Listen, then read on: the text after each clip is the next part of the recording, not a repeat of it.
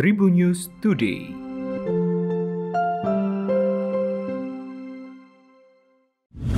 Halo Tribuners, berjumpa kembali bersama Hakim di Tribun News Today. Dan Hakim akan berbagi informasi menarik hari ini, mulai dari informasi nasional, regional, selebritis, dan juga olahraga. Ketua Umum Partai Golkar Airlangga Hartanto menegaskan komitmennya menjaga kebinekaan Indonesia. Menurutnya, kebinekaan merupakan keniscayaan yang harus terus dijaga dan juga dirawat agar menjadi kekuatan bagi bangsa Indonesia. Airlangga juga menegaskan bahwa Partai Golkar akan terus menjadi benteng yang kokoh untuk mempertahankan keutuhan NKRI, Pancasila, dan Bhinneka Tunggal Ika.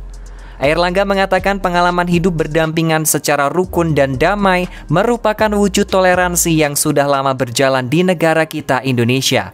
Ia meminta kepada setiap anak bangsa untuk saling menghargai dengan bertutur kata yang santun, serta tanpa mengusik kemarahan sesama anak bangsa lainnya.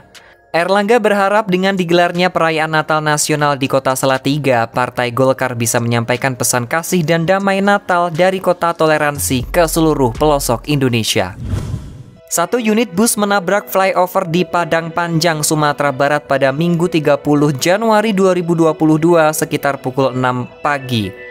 Kepala Bidang Humas Polda Sumatera Barat Kombes Pol Satake Bayu Setianto mengatakan, insiden tepatnya terjadi di Jalan Soekarno-Hatta, Simpang 8 Bukit Surunga, Kecamatan Padang Panjang, Barat. Ihwal peristiwa nahas itu, Satake menyatakan bermula saat bus milik PT Sipirok Nauli tersebut datang dari arah Bukit Tinggi yang hendak menuju ke arah Provinsi Jambi. Bus bernomor polisi BB7626LH ini yang dikemudikan oleh Manalu 33 warga Sibolga, Provinsi Sumatera Utara, datang dengan kecepatan yang cukup tinggi. Sehingga saat tiba di lokasi yang terlewati jalan di bawah flyover yang tingginya 2,2 meter, bagian atas bus membentur keras hingga terpisah dengan bagian bawahnya. Lebih lanjut, ia menjelaskan saat insiden tersebut, cuaca di lokasi dalam keadaan cerah dan pandangan tidak terhalang oleh kabut. Jalan dalam keadaan kering dan juga beraspal baik. Satake menambahkan akibat kecelakaan tersebut, pengemudi dan semua penumpang berjumlah 17 orang mengalami luka ringan. Semua telah dievakuasi oleh petugas ke rumah sakit terdekat. Pengasuh Rafathar Malik Ahmad Sheila Lala membongkar kebiasaan marah Nagita Slavina. Hal itu diungkapkannya dalam video di YouTube Denny Cagur TV yang tayang pada Sabtu 29 Januari 2022. Kepada Denny Cagur, Lala awalnya menyebut Raffi Ahmad dan Nagita Slavina saat marah tidak pernah berlebihan. Kemudian, Lala menyebutkan bahwa ayah dari Rafathar itu jarang memarahinya. Lantaran dalam sehari Lala lebih banyak menghabiskan waktu bersama Nagita dan juga Rafathar. Sementara itu, Lala kemudian mengungkapkan kebiasaan Nagita Slavina ketika marah padanya.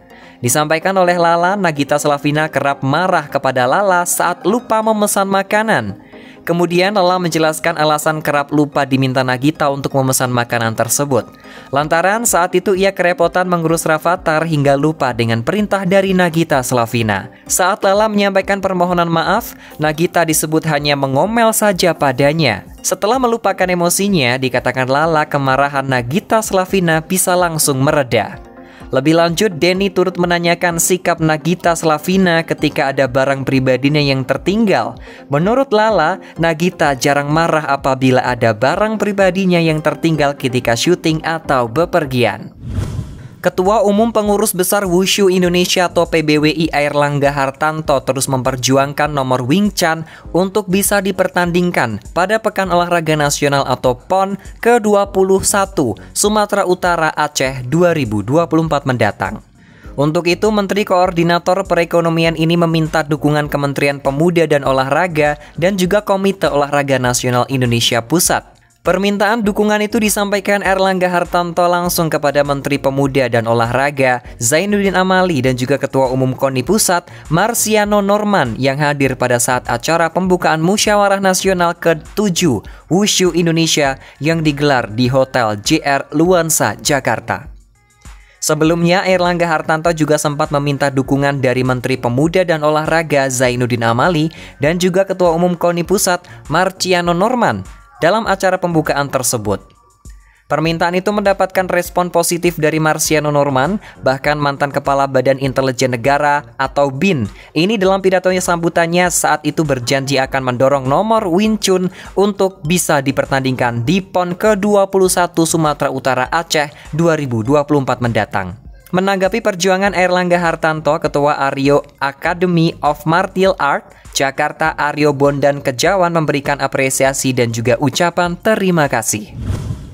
Demikian tadi 4 informasi terupdate hari ini Tribuners, dan jangan lupa untuk terus mendengarkan Tribun News Today hanya di Spotify Tribun News Podcast dan juga YouTube tribunnews.com.